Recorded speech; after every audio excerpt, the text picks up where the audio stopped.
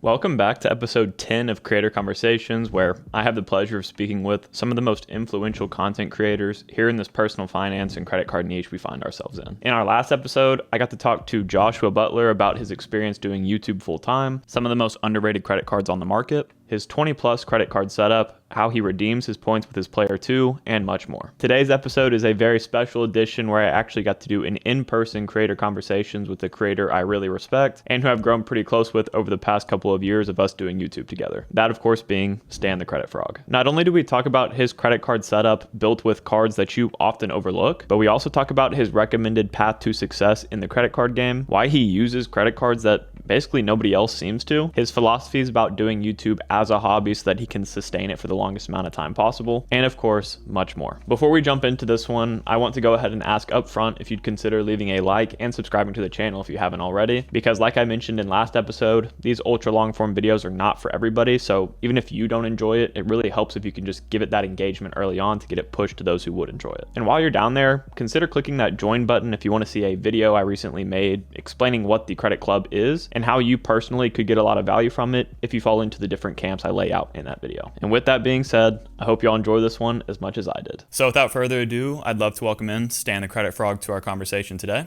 Stan, how's it going? Good, Spencer. How you doing? It's great to be here with you in person in Austin, Texas. I know. I love this place. I'm glad that you got to come here and stay in a beautiful part of Austin. We're not downtown, just so y'all know, but we're in what I would say is one of the prettiest parts of Austin. So yeah, I totally agree. I mean, when I look at hotels, I try to go to hotels that have the best bang for the buck, so you have the most amount of space.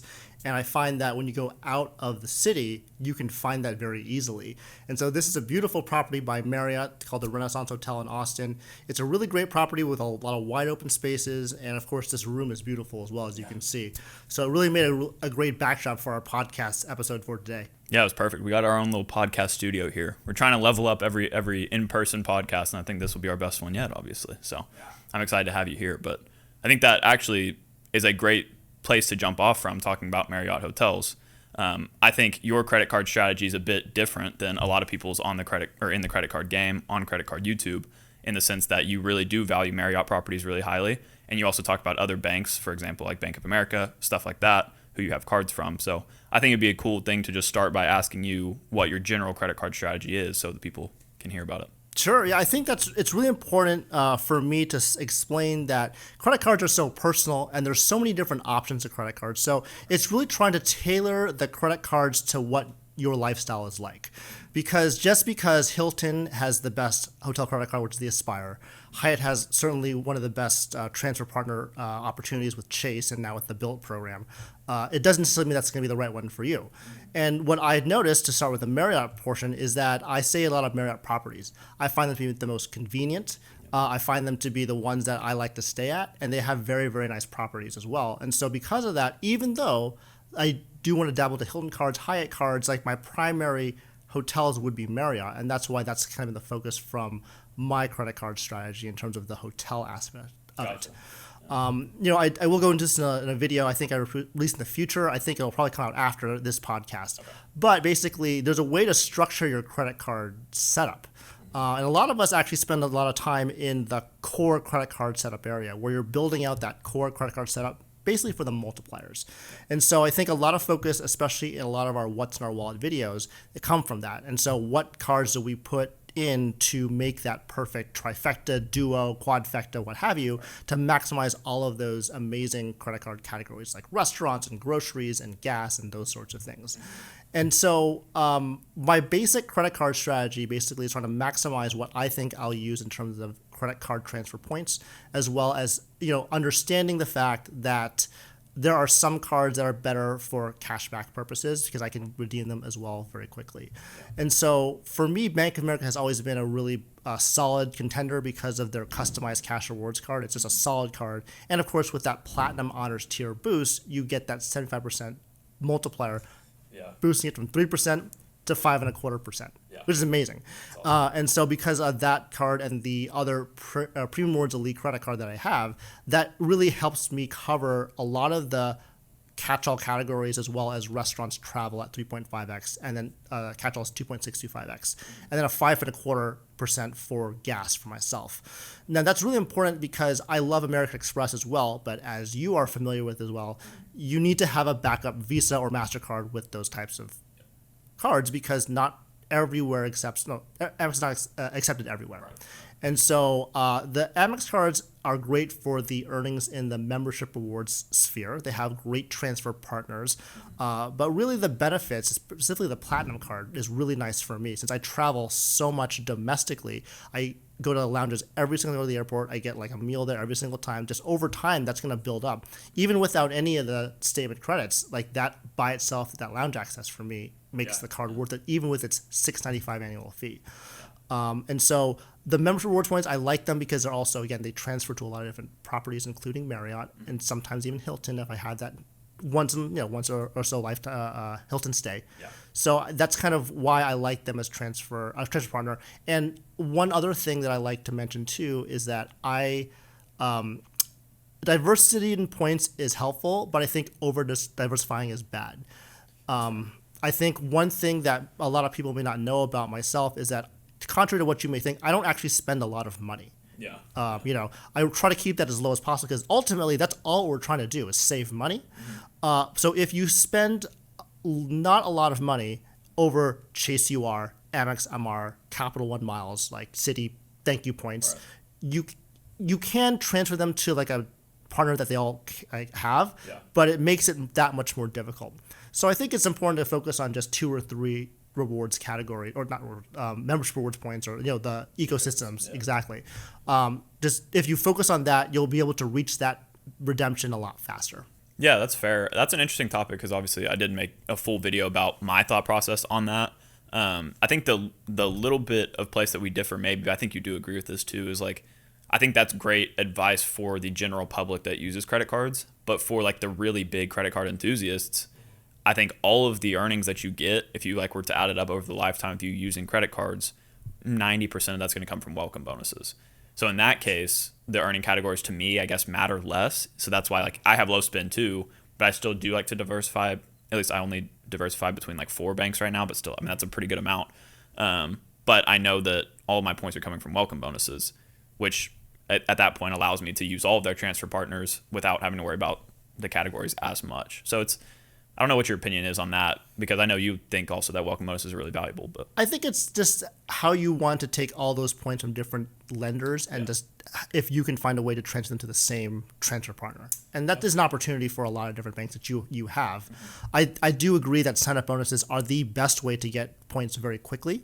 And so if you're getting a card for a sign-up bonus in a different bank, I think that's totally reasonable. I think one example is, so Chase UR points, I have the Ink Unlimited, I have the Ink Cash. I got elevated sign-up bonuses for those. I guess not elevated, they were the standard. It was to spend $7,500 for 75,000 points or something like that. Offer, the older offer. And basically, the UR points, I could have used them for transfer partners, but one thing I actually used them for, which is not as common, is I actually used the pay yourself back feature, which is 1.1 cent per point at the time for internet, cable, and phone services. And so I actually haven't paid for my cable bill in over 2 years because every month I just take UR points, just redeem them for that one cable bill, and that's it.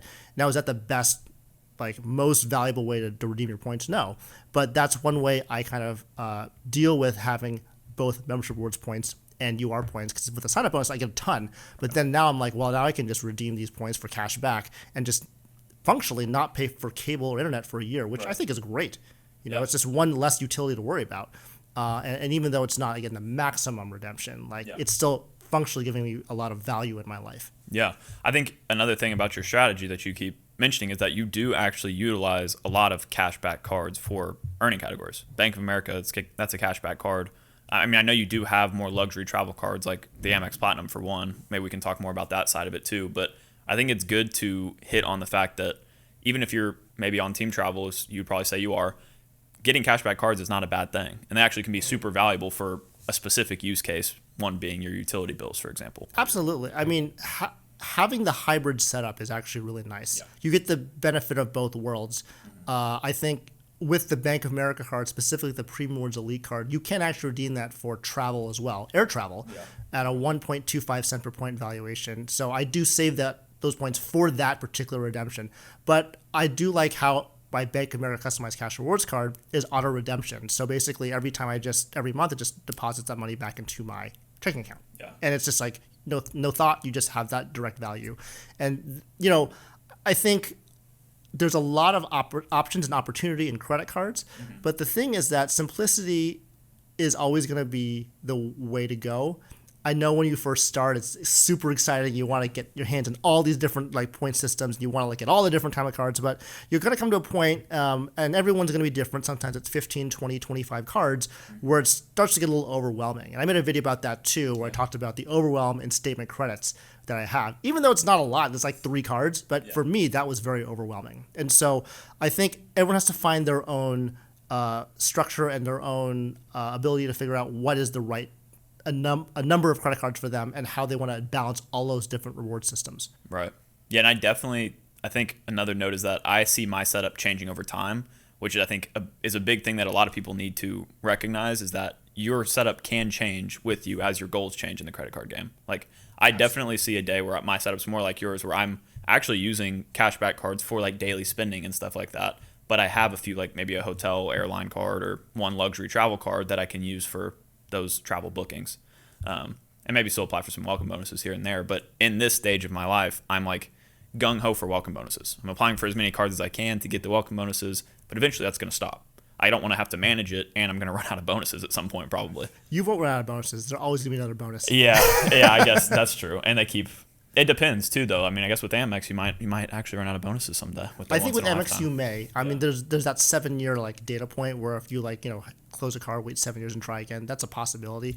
Remember though, there's also the ability to use different EINs for American Express, and that can also be a way to get some more business sign-up bonuses. If you have multiple businesses, that is another way to do it. Not recommending that by all means, but that is an option to think about if you're thinking about Amex sign-up bonuses. Oh yeah, I agree. I mean, that's definitely part of my plan with all business credit cards. The business credit card strategy plays really heavily in my setup right now because I'm trying to guard my Chase 524 status, which we've all talked about on our channels to some degree.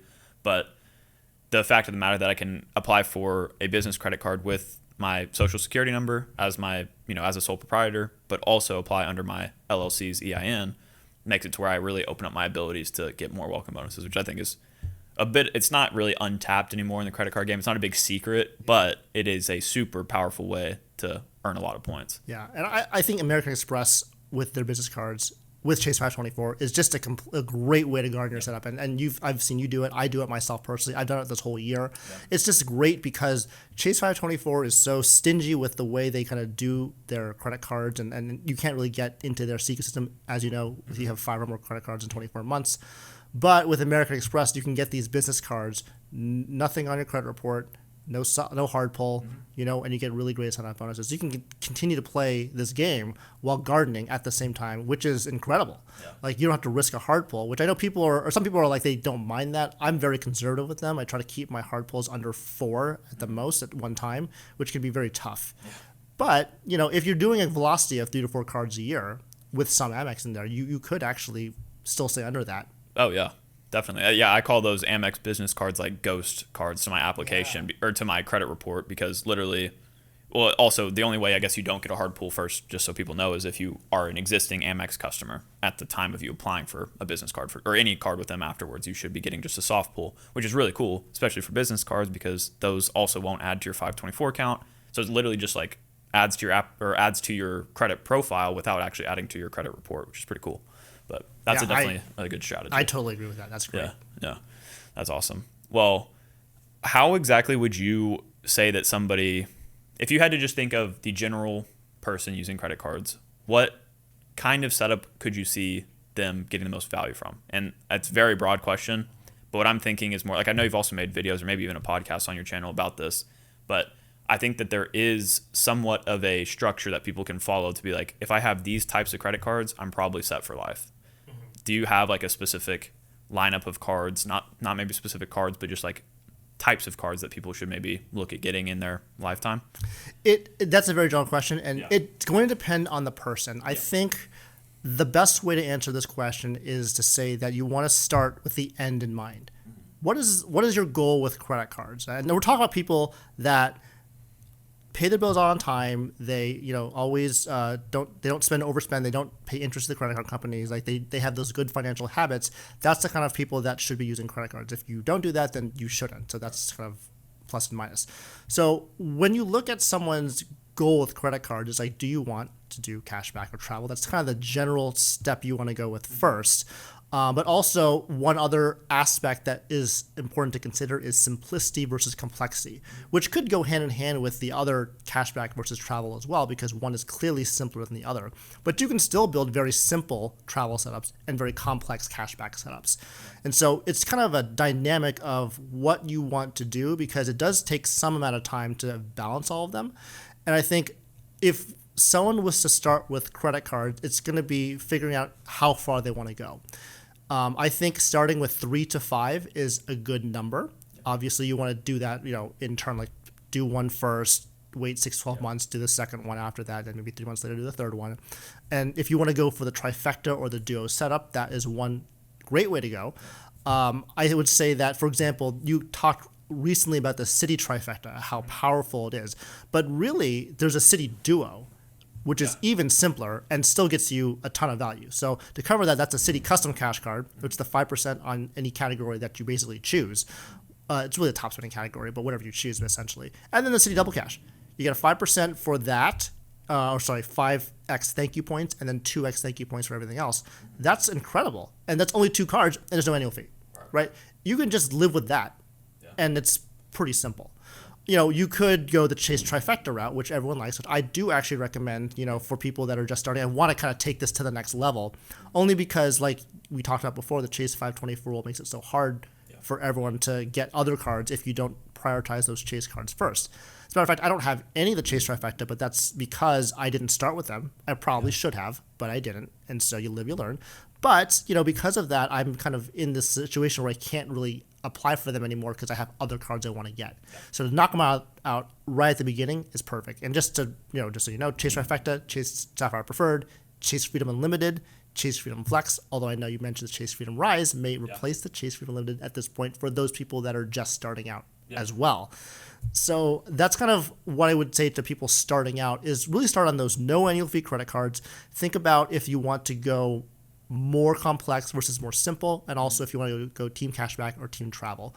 Most people that are starting out in their earlier 20s typically are better with cashback, just because the amount of travel you do may not be as much as if you were in your 30s or 40s, when you have more of that disposable income to do a lot of those travel things.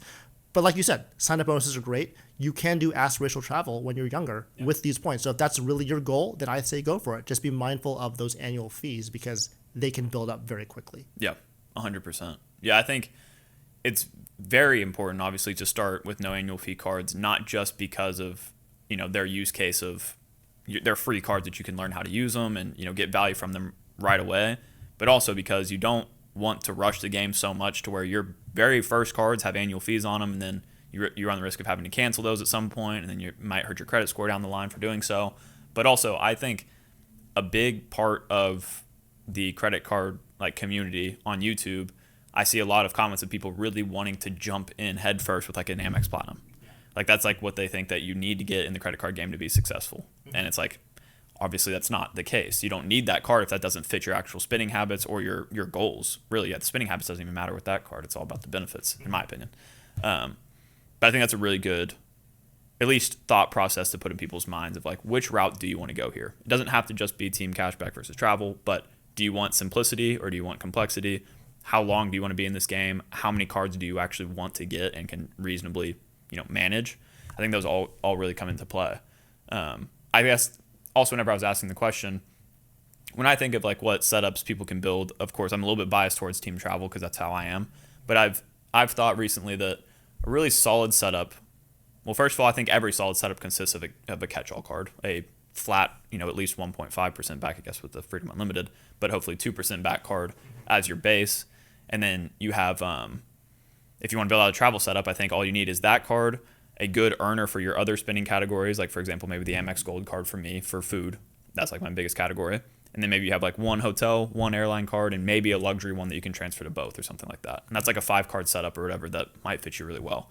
So I like coming up with those ideas, and obviously you can go so many different ways with it. I just like thinking about it and seeing what other people think about it. So Yeah, I think that's a really great way to look at it as well. And, like I said before, like we're talking about like these credit cards as like a core setup for spending covering different categories. But you also kind of alluded to this too, where you have cards for airlines and hotels too. And that actually kind of makes up this sort of secondary setup. And that setup is primarily not for spending, it's for benefits. It's for benefits like elite status with hotels, airline status, or even free night awards. And so you're keeping these cards not for spending, but you're actually keeping them to get the benefits from them and take advantage of them. One of them would be for example, the Amex Platinum card is a very good example of this because, you do have that 5x multiplier on flights and FHR hotels, but really people keep that card mainly for like the lounge access, and the FHR access was really helpful too. And those are the benefits that make that card shine despite its very high annual fee, because those people that travel so much, like myself, get a ton of value without even considering the statement credits. But that's just a cherry on top. You just got to have that available. And if you want to use them, you can get even more value out of them. And so that's kind of how I would structure like the core setup versus like those secondary credit cards. Yeah, that's a really good point. I think too, when it comes to those cards with benefits on them, whenever I think of hotel and airline cards or specifically, or those really luxury travel credit cards, I think that I sometimes fall into the headspace of, okay, the credits are the only way to get back your annual fee, to lower your effective annual fee. But in reality, you see people like yourself, I've seen on your channel, talk about how the platinum card, like your favorite or one of your favorite benefits, is the Fine Hotels and Resorts collection.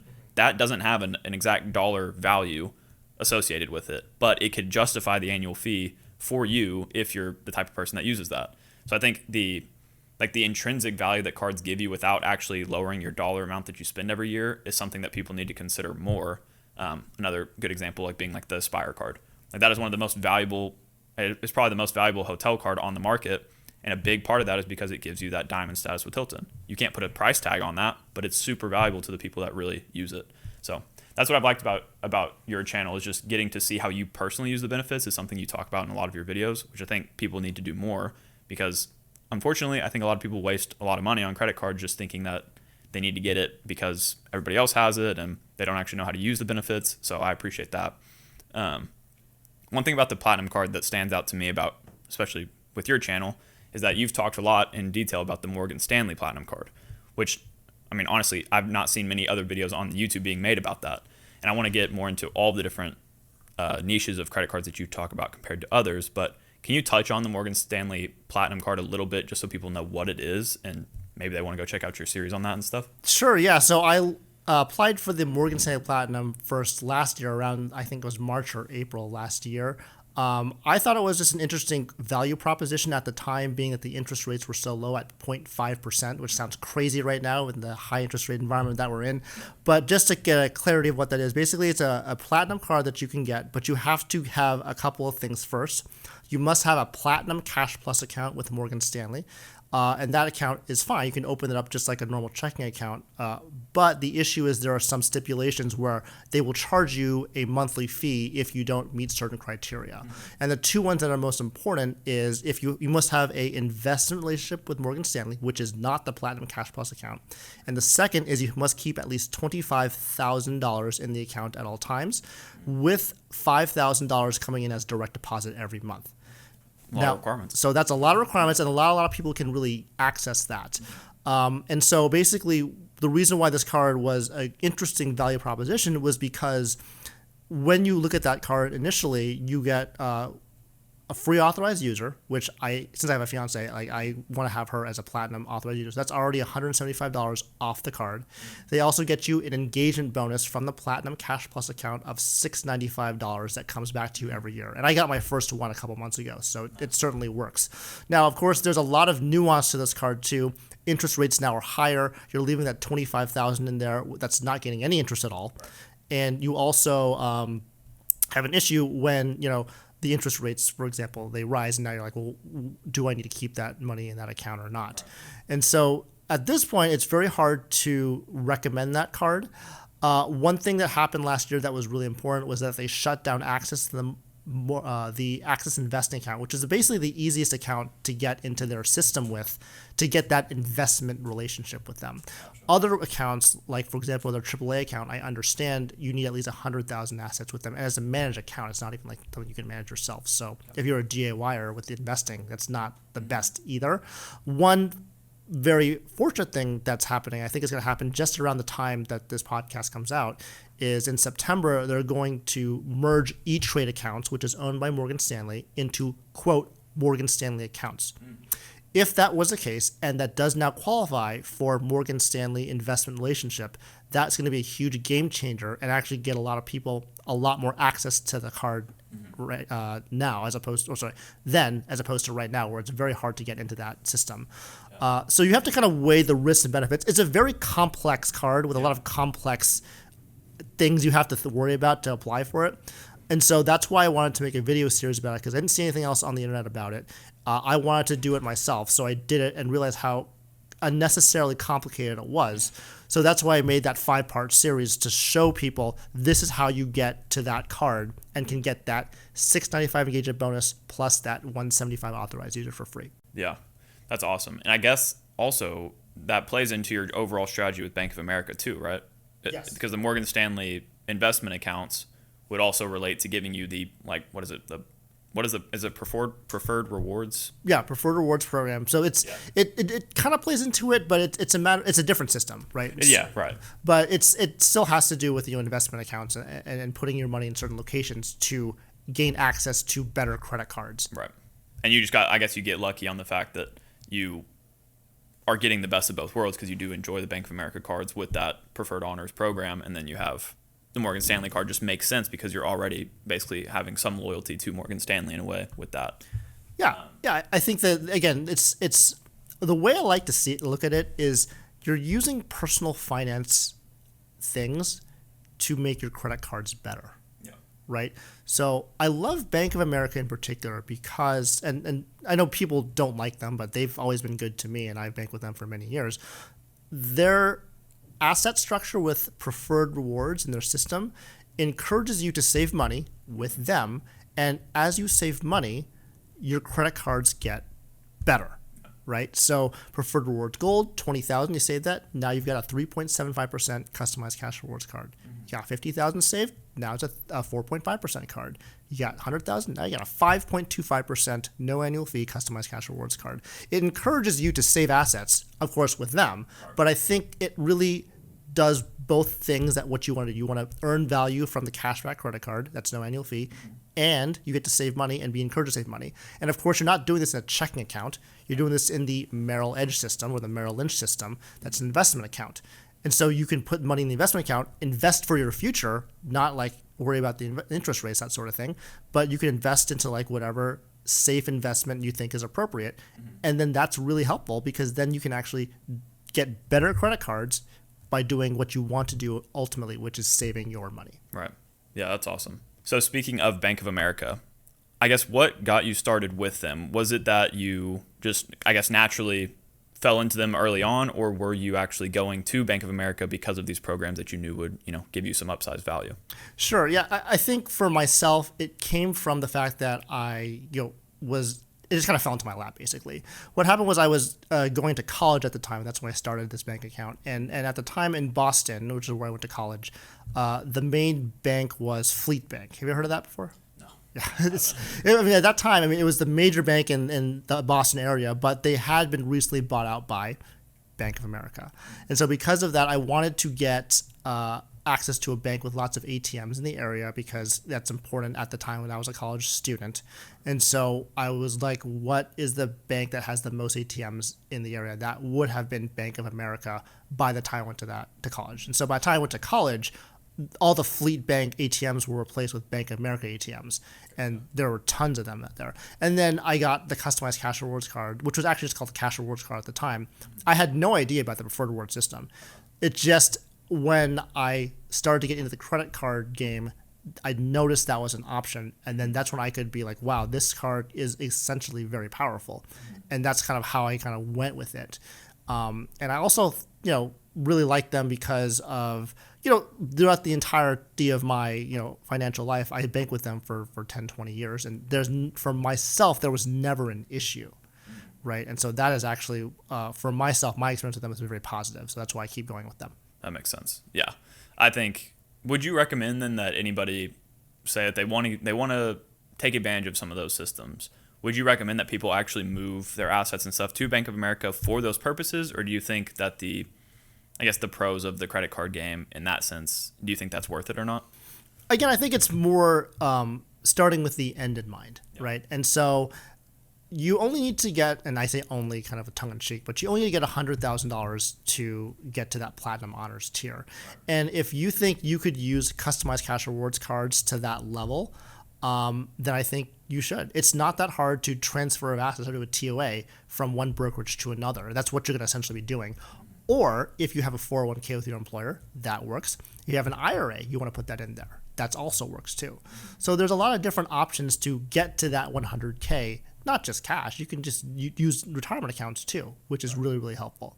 So that's what I would say. If they want to, if they like the customized cash rewards card specifically, and they like the premium rewards credit card too, then I think that would be one great option to really supercharge those credit cards. Because otherwise, I don't think the Bank of America cards are really that great.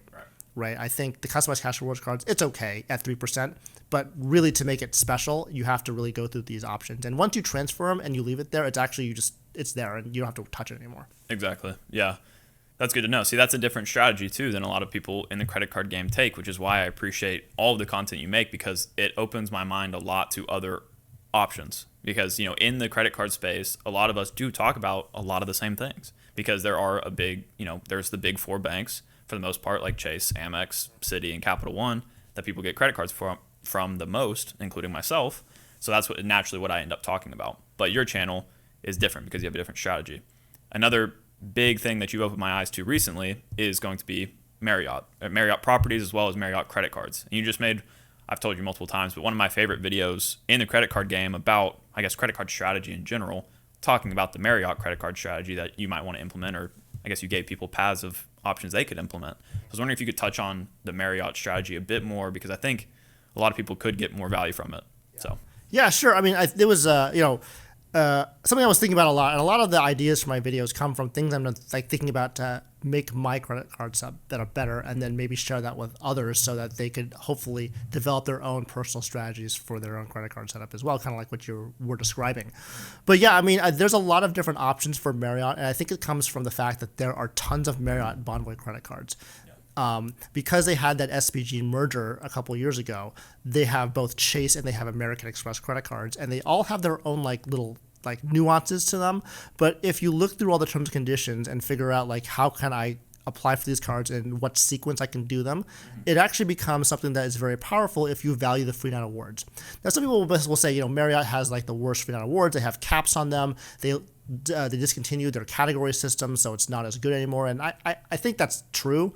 But the thing is, you're always going to face a devaluation all the time. Yeah. Airlines, hotels, it's just part of the game you play. So you have to play within the rules that you're given.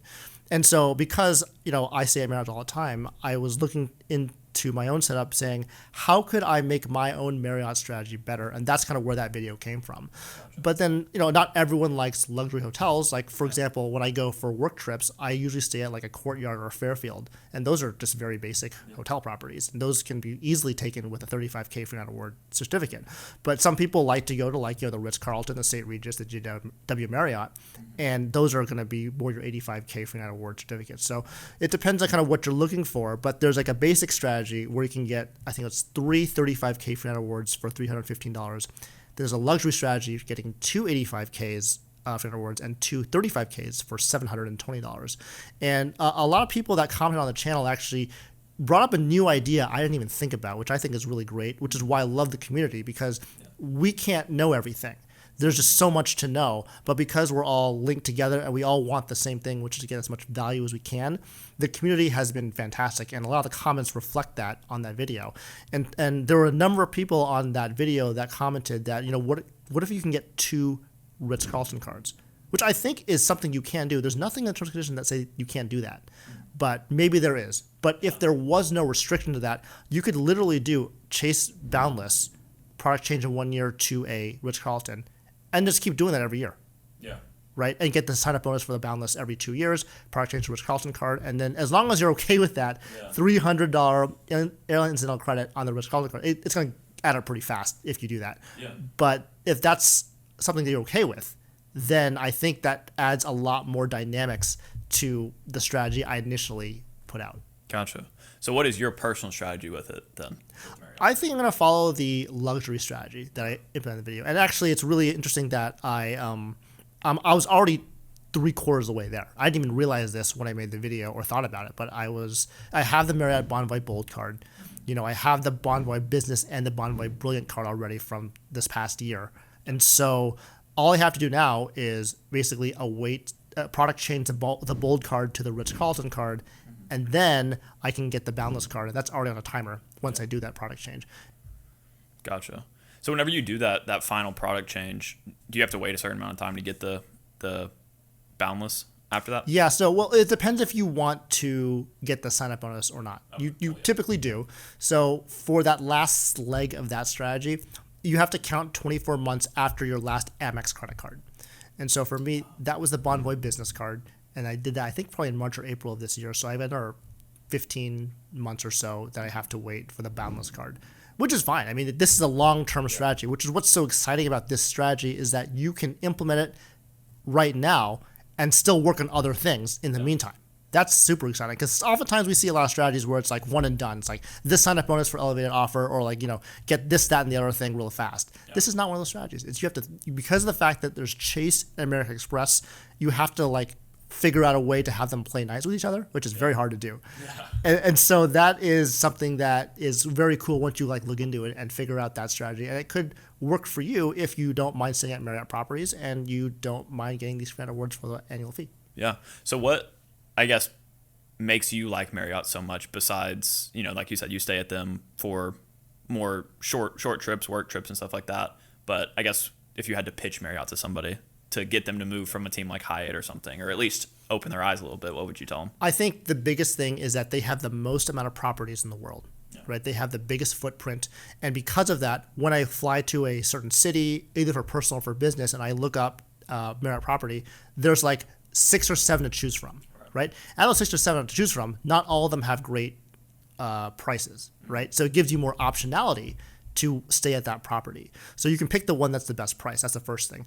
Also, they're, for some reason, the most conveniently located to where I want to be. I don't know why that is. I've tried Hyatt before, and Hyatt is never where I want to stay, which is unfortunate because I'm sure their properties are very good. I'm not saying anything bad to them because I know everyone loves Hyatt and their program is exceptional. But in my specific use case, I just have found that Marriott properties have been in the most conveniently located areas.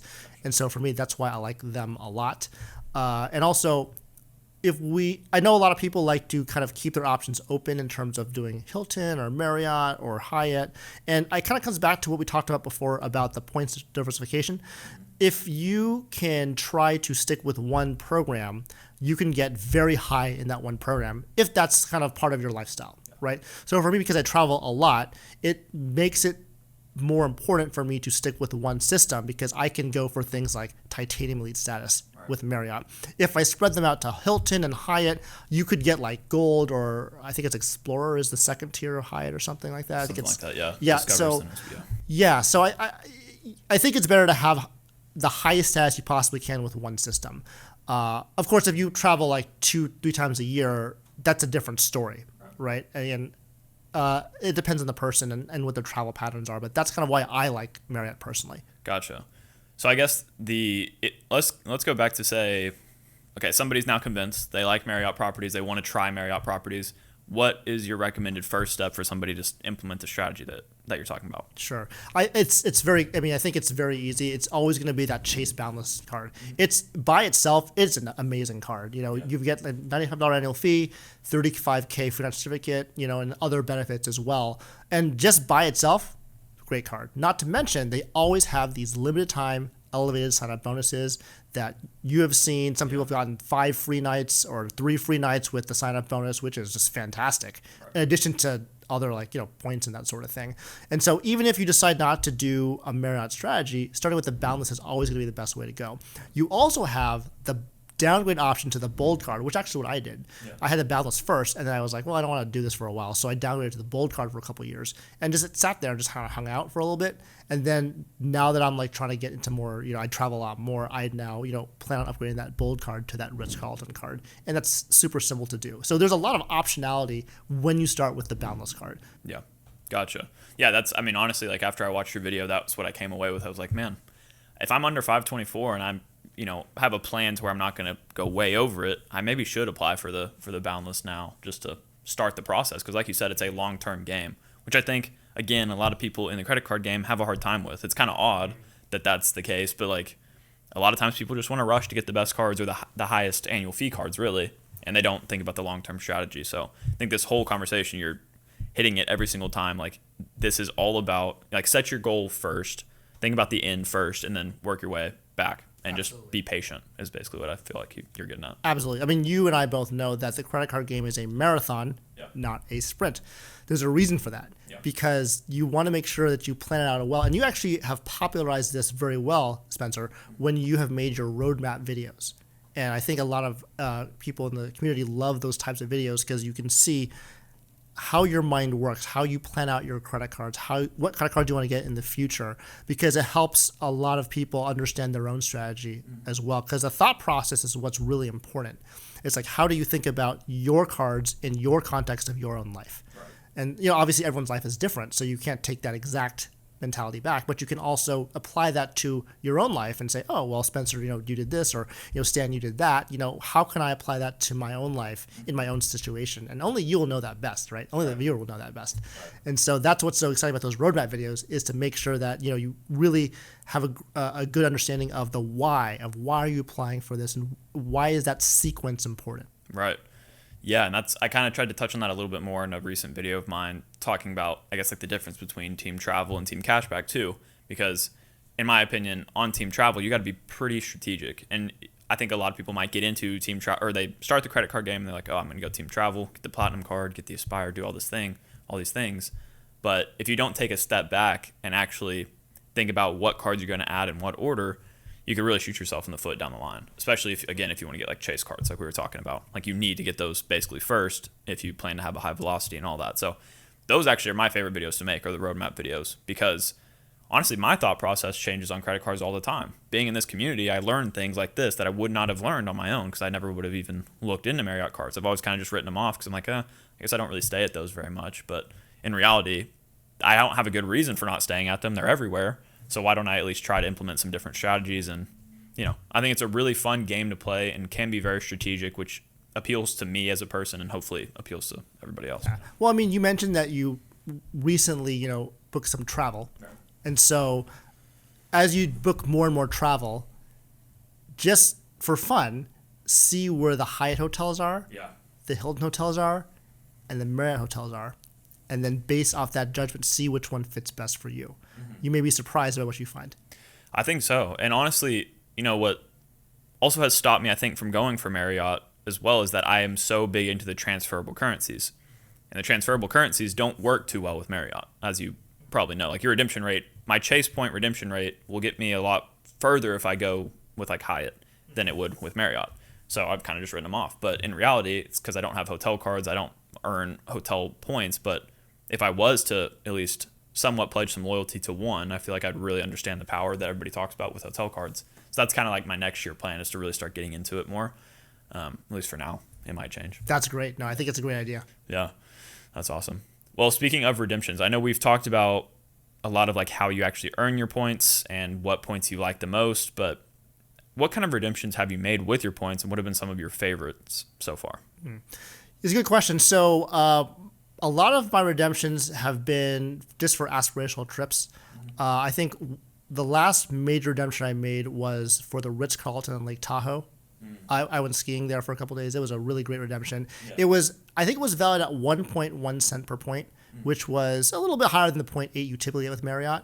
Yeah. And I think that was the last time I actually redeemed aspirational travel. We talked about this earlier, I'm actually building up points right now from Marriott to basically get a nice stay for my planned honeymoon. And so I'm trying to accrue all those points right now and building those up. In terms of flights, most of my redemptions are going to be for domestic Southwest flights. I actually fly a lot, for work, and because of that, I do get a lot of flight miles. And so whenever I have a trip for Southwest, I either redeem it for my fiance or myself or both of us, and we just do like the want to get away fare at the cheapest possibly can, and we just nail out all those points out. So that's more of an earn and burn. Gotcha. So I think it's important also to touch on a little bit is that some points I hoard and some points I earn and burn. So for example, American Express, I hoard them until I need to do a redemption, just like Marriott as well. But once I do my flight for the honeymoon with American Express, as well as the honeymoon with Marriott Bonvoy, I'm going to earn and burn those too. But right now I have a goal to get as much possible, so I have the most flexibility in booking the trips. Because for a lot of people, they say choose the best date. You got to like book like for like 11, 12 months in advance. You got to like do on some other day. And for myself, the flexibility isn't as there, unfortunately. And so I have to give myself some leeway in having maybe a little more points for a lesser redemption, but still kind of the business class flight that you want to get. So Amex and Marriott are both going to be kind of the hoarding for now for that goal. Right. But then my Southwest points, I just earn and burn those. We talked earlier about the Chase Ultra Rewards points. I earn and burn those, right? And so it depends on kind of what you find is going to be the most valuable to you in terms of the rewards structures. And so that's why I always mention if the end, you know the end in mind, you can make a plan for your points. And earning and burning is going to be the best way to go every single time. Yeah. But, you have to understand that to get some of the higher redemptions 4, 5, 6 nights in a row, it will take a lot of points. And so you have to figure that out for yourself and see what that number is for you. Yeah, I love that. I think it goes back to what we were talking about you have to, or your credit cards and your strategy can adapt depending on your lifestyle at the time. And if you don't ever stop to consider what's down the line, then you might end up not having the points you need for one of these big life events you have coming up. So it is important to really think about not just the credit cards you want to add, but how you want to use your points. And in order to even do that, you need to understand what your what your goal is in the credit card game in general. Like, do you want to use your points for domestic travel, like with Southwest, for example? Do you want to save up some for aspirational trips? Do you want to just go full cashback and not worry about it? Like, that's so important for people to think about early on, I think, which I think road mapping in general kind of helps with. But yeah, I think Luke's Points and Miles, for example, is one guy that I think we both really enjoy his channel, obviously. His earn and burn mentality has been what's really stuck with me, like probably the most from his channel, and I really try to implement that in my life. So I wonder how much you resonate with his. Yeah, he's a great guy. I love that guy's channel. He has a lot of great content. He comes from a different kind of background in terms of he has a family. He travels a ton, aspirationally, internationally. He does a really good job showing kind of what redemptions he does, and it's totally different from what I do.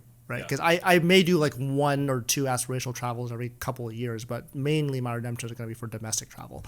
And so I think it's cool because the things that he does, I can really learn a lot from because I don't have a lot of experience in redeeming for the best flights or the best, those kind of redemptions. And so seeing kind of what he does and what the transfer partners are, what are the bonuses at the time, like which ones are the best ones to do where, I think those are all very, very helpful. And he's a good job with that information. Yeah, I mean, though, even if somebody just took one of the trips from his channel and did it, it could literally like change their life. Like it could be one of the best experiences they ever had. Which I think that's the cool part about the aspirational travel. But functionally, I do use a lot of my points for domestic travel, which all of us probably do. I want to go back to Southwest a little bit, actually, because I really do like Southwest. That's who I fly with domestically, and they're just easy. They don't do me wrong, really. Like, it is what it is. You don't have any Southwest cards, though, do you? I don't. I think I used to have a Southwest priority card, but then I realized I was using my Platinum card for flights anyways, and I just decided that it wasn't worth the fee. Gotcha. And I just got rid of it. Gotcha. Did you ever consider getting like a companion pass, or is it just since it's more work related you don't do that? Or yeah, I think that the Southwest cards are great for that companion pass, like you mentioned. So I think one great strategy is obviously to do the Southwest personal card plus a Southwest business card and time it in a way that you can maximize that companion pass for 2 years. I think that would be the best way to utilize those types of cards. Now, if you're an avid Southwest flyer and you don't have any other premium luxury travel cards, I think that's another good way to go. Right. But again, it depends on the person and kind of what their travel habits are going to be. Yeah, that's funny because these are like the 2 strategies we've been talking about here today that I do want to implement at some point. One of those being the Southwest companion pass. At some point, I want to do that. And also now the Marriott strategy, I'm like, oh, that's a long-term play as well. And I have, up until now, it's just been me applying for my core foundation of cards, but then also just going for the best bonuses possible now. But I'm getting into that mindset now of like, hey, let's think about the really long-term strategy here and what cards do I want to get not only in the next 6 months, but in the next 2 years. And I think that really changes things for me, but it's super exciting for me for some reason. Like I love the strategy. I mean, you will find yourself, Spencer, I'm sure, in the next few years that you're going to be traveling very often. Probably for personal reasons, but maybe for business reasons too, depending on how your channel goes, right? Yeah. And so because of that, you will see your life change, and then your credit cards will change with your life, right? So you may find yourself taking a lot of Southwest flights because I think Austin has a big Southwest presence. Yeah, basically. Yeah, and if you want to bring someone else with you for $5.60, perfect. You get that's the strategy now you got to go for. You prioritize that over like another strategy that you may have.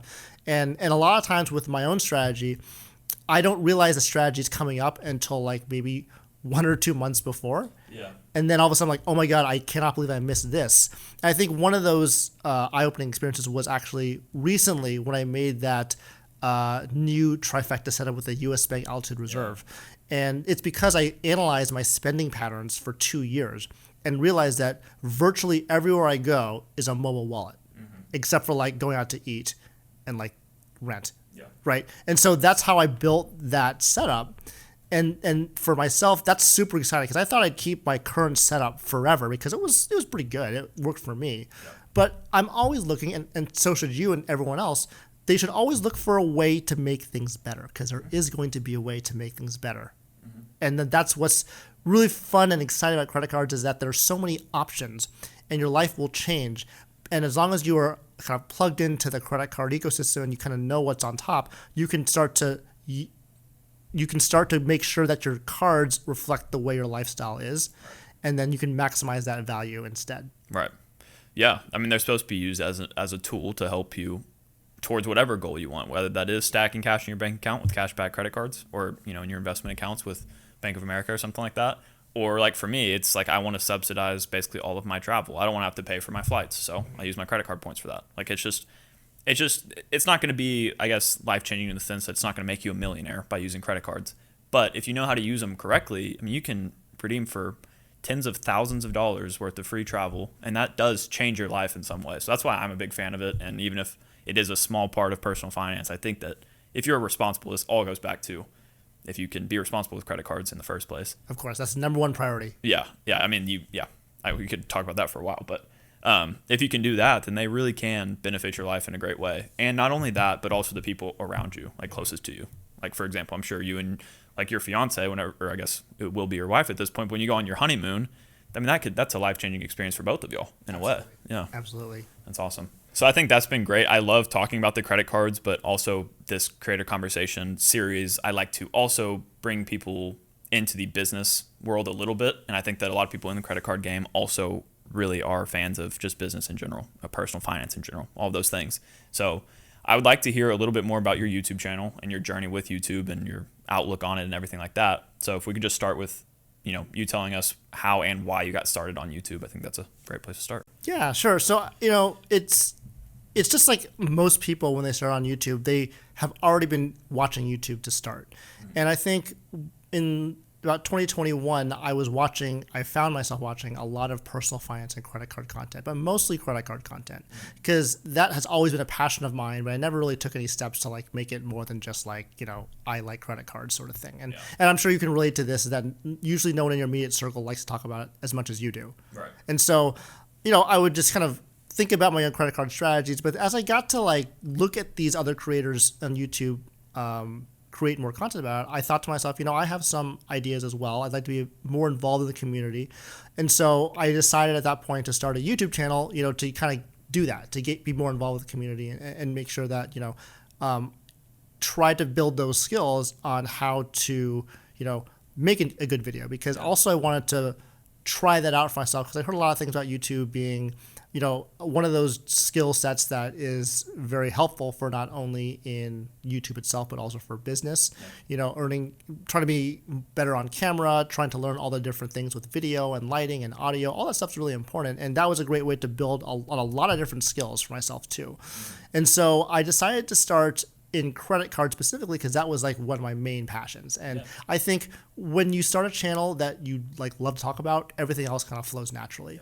And I really, really enjoyed learning the skills as I moved along in this journey as well. And I think one of the biggest benefits and bonuses have been, getting involved in the community, like meeting all the different people that are also like-minded like myself, as well as all the other creators as well, like yourself, for example. Like, I think if I never started a YouTube channel, I would never know you to the level that I know you now, which is pretty incredible. Exactly. And that's also something I want to touch on too, is that, it's really special for me to be here sitting with you in this hotel room because we started at the same time, basically.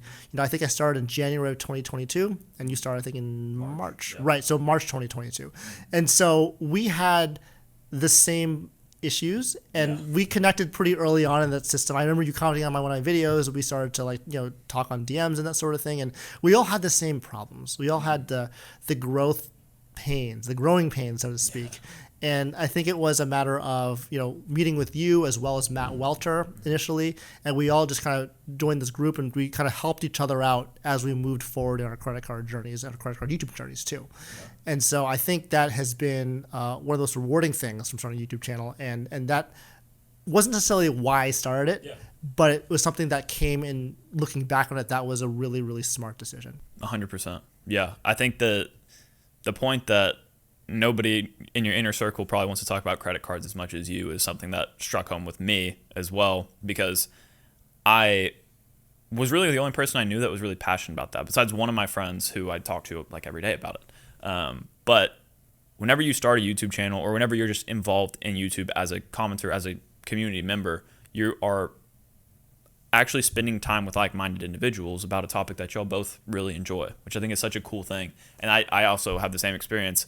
Getting into it, I didn't think that the interaction with other creators was going to be the most rewarding part of this, but for me, it really has been. Hence why I wanted to start this series, because that I get so much fulfillment by talking to other creators, because I've said this before, but not only do we have a shared passion of credit cards, but we have this shared passion and experience of running a YouTube channel, which is very different than a lot of other people's experiences. So I really, appreciate us getting to do this as well. And it's probably gonna be the highlight of my entire month here, because this in-person interaction is so much better, than just having to talk from across the nation. Yeah, it's definitely a cool experience. And to meet you for the first time was really awesome as well. Yeah, no, that's awesome. Well, I think that we have pretty similar, starts to YouTube, obviously the timing wise, but also why we got started.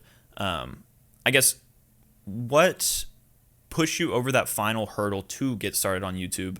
I know it's kind of a similar question, but I know for me, I'll just give a personal example.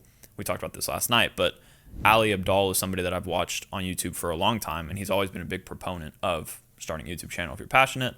I took his Skillshare course one night, or like one weekend, and it actually pushed me to post my first video. I know that we have some similar YouTube strategy channels we followed, but I just want to hear more about that. Sure, that's a great question. So for me, I looked at my life in 2021 and earlier. So I work a primary job. I work as a doctor. I work basically Monday through Friday. And I noticed that in my after hours, like, what was I doing with my time? And that could be things like watching TV, spending time with my girlfriend. It could be things like playing video games. But what I noticed was I also had some hobbies that I also had as well. Yeah. And actually, the first hobby that I started out with was actually coding.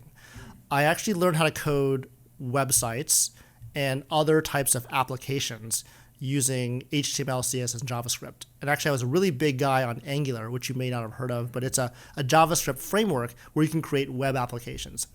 And I learned that all from scratch, just in my spare time. Yeah. And I built some applications that were very specific. So this is going to be very, very off topic, but I I played this board game called Star Wars Rebellion. It's a very little well-known game, but basically there's a way every turn you have to build stuff. And it was super complicated. There's like a chart with like little dots and colors. I created an app where you could actually just put in like where your like planets were, and then you can press a button and press build, and it just spits out what you need to build. No math, no colors, no triangles, no circles, like none of that stuff. Yeah.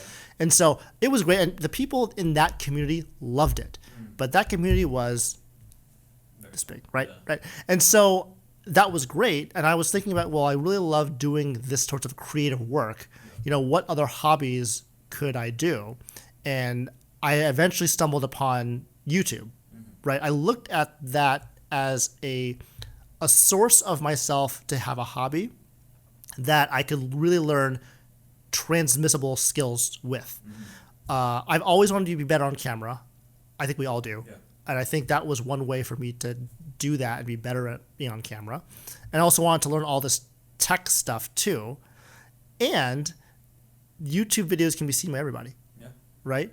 And so I thought it was a good connection of all the different skills I wanted to learn, while at the same time providing me a creative outlet to talk about the thing that I love, which is credit cards, and also de-stress me from my day at my primary job.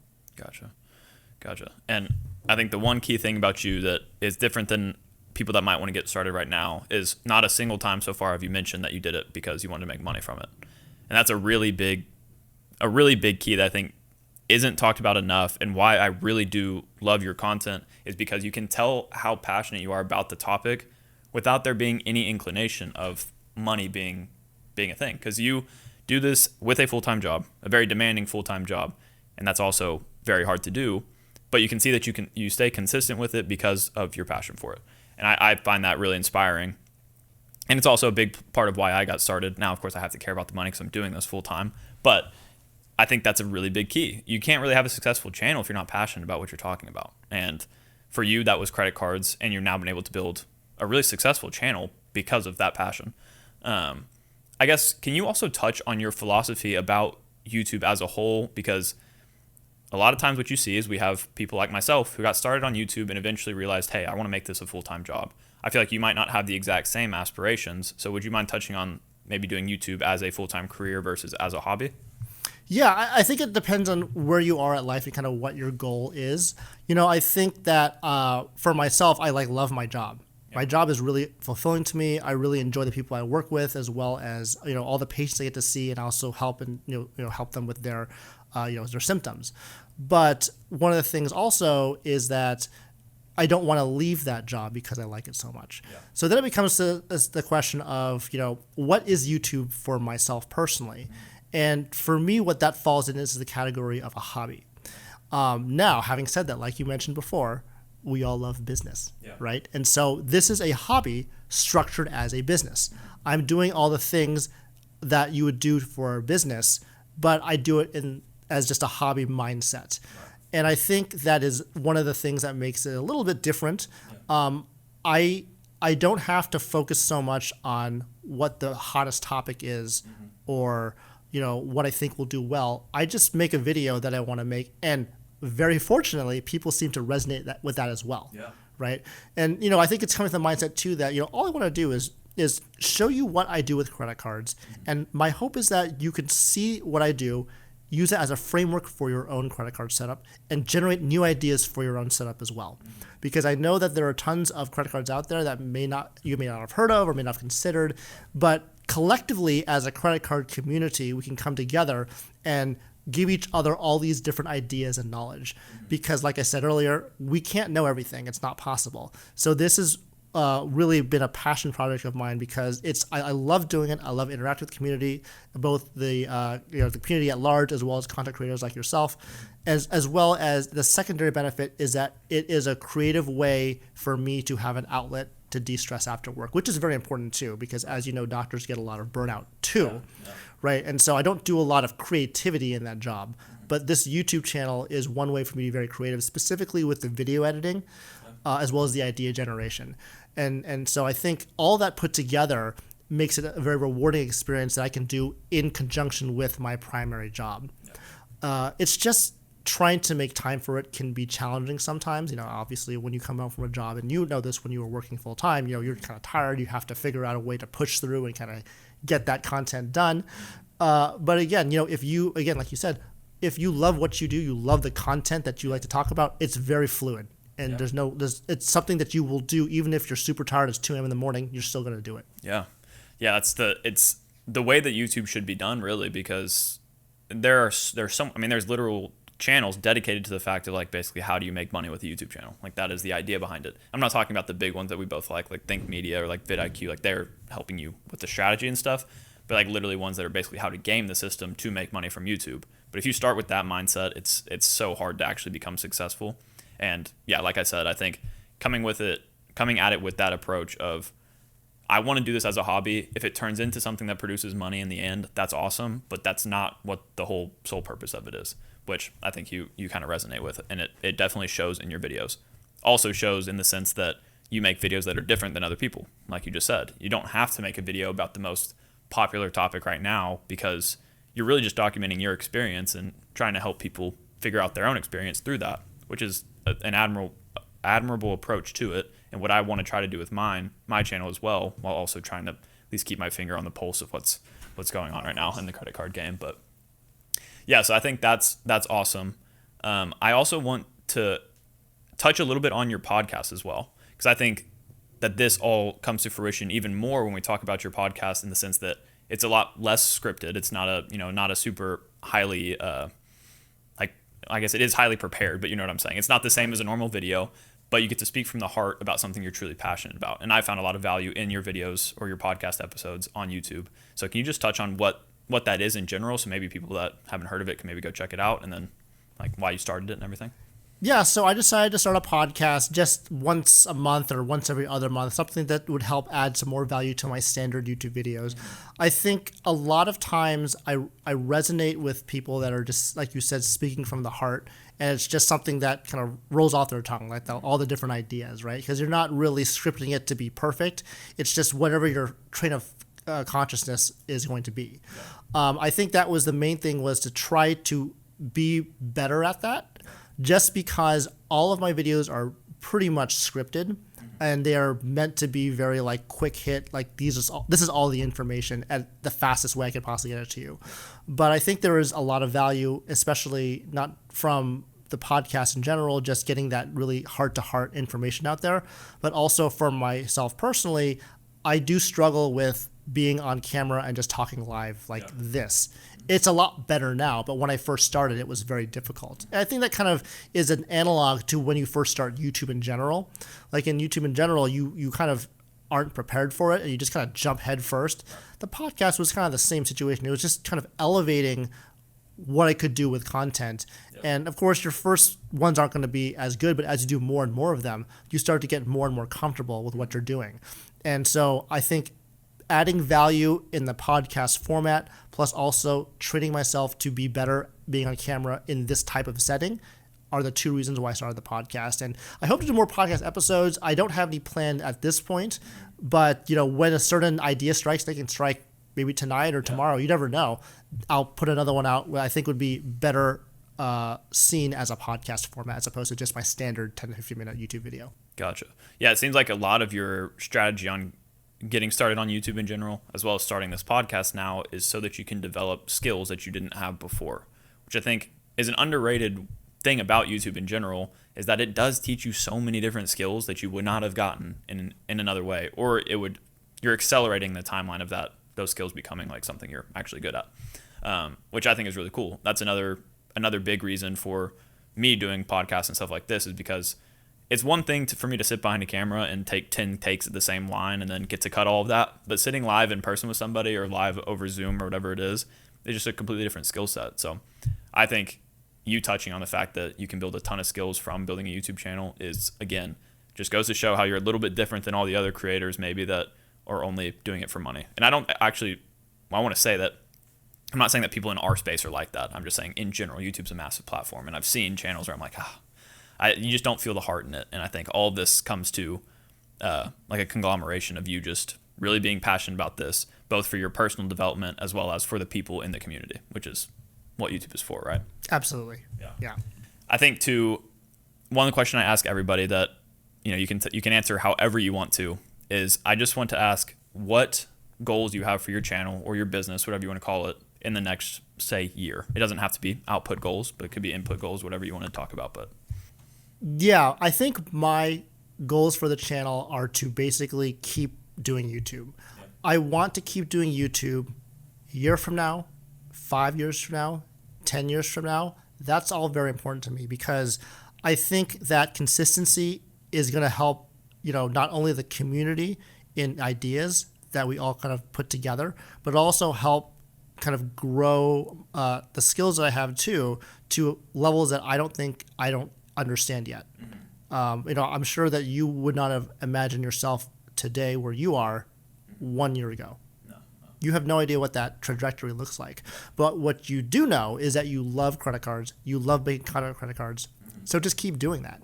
And for myself, I just want to make sure that I don't burn out doing YouTube, because that is a real concern with YouTube as well. And I'm sure you've seen a lot of content creators in different niches other than ours, as well as ours. They just kind of stop making content. And I don't want to be that kind of, be in that situation. So it's really just, trying to make the best content I can, making sure people enjoy the content that I make, and then, adjust along the way so I can continue doing this for years and years and years to come. Yeah, that's awesome. And I think output goals are great. Like if you were going to say, I want to hit 10,000 subscribers by X date, I think that's fun. But I think that the input goals are way more important. And consistency is one of the only things that we can control about YouTube. You can control how often you upload and if the quality of those uploads are good or not. So that's the kind of goals that I have for my channel as well. Even though I do, of course, we all want to see people be engaging with it and the engagement going up, but you can't control that. So I think that's awesome. I guess as we wrap up here, of course, I'm going to leave links to all of your stuff down below, so people can go check out your channel if they haven't already seen it. But do you have just like any parting advice for people, whether that be related to credit cards or just general life? Yeah, I think one of the things that I always try to emphasize is that you never know until you try, right? I don't think you or I would know that we would be in this position today when we started. For myself, January 2022. For you, March of 2022. We had no idea what was going to happen at that time, but now look at where we are now. Yeah. It's incredible to see what has come, from your channel, Spencer, the amazing growth you've had, as well as, what has happened with my channel as well. And so I think if you have a topic that you're passionate about and you want to show your passion to others, I think YouTube is one outlet. There's other creative outlets like blogs or websites. Like, just if you have something you want to get done, you never know until you try. Yeah. So just try it and see what happens. Yeah, I 100% agree with that. I think pushing yourself slightly outside of your comfort zone, as much as you can without burning out, is I think a really just good way to live your life in general. And I think YouTube for both of us has been that. I think it was a little bit of a push outside of my comfort zone as well as probably your own. It's a completely different thing. And like you said, it does not have to be, in my opinion, what we do on YouTube that you need to do if you're watching this video. This isn't the end all be all, but it does just go to show that everybody I've talked to in these conversations does say that you just need to get started. Just do it. Just do whatever you are passionate about, and something good will come from it if you stay consistent and are really passionate about it. So I think that's awesome. But I think that's a great place to end off as well. Stan, I appreciate you being here in Austin, Texas. Yes. Thank you so much, Spencer, for having me here. It's been a great time, talking with you about credit cards and other topics. And so we'll, definitely have to do this again sometime soon. Yeah, I'll have to come to your neck of the woods, I guess, next time. But you're always welcome. Yeah. Well, thank you again. And everybody, thank you all for watching. Thank you so much for watching this one till the very end. I know this was one of the longer ones, so that really does mean a lot to me. And just in case you didn't hit the like button on this video or have subscribed to the channel yet, please consider doing that at this point, considering I'm pretty sure you enjoyed this one. And once again, if you do want to get those priority responses to your comments and the other things that come along with being a member of this channel, you can also consider hitting that join button below as well. With that being said, if you do want to hear the conversations I've had with other great creators in this space, be sure to click into this playlist next. And as always, Odin and I will catch you guys next time.